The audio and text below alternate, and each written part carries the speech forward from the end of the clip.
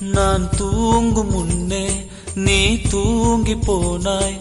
தாயே, என் மேல் உனக்கென்ன கோபம்? கண்ணான கண்ணே, என் தெய்வ பெண்ணே, கண்ணில் தூசி நீ ஊத வேண்டும். ஐயோ, ஏன் இந்த சாபம்? எல்லாம் என்றோ நான் செய்த பாவம்.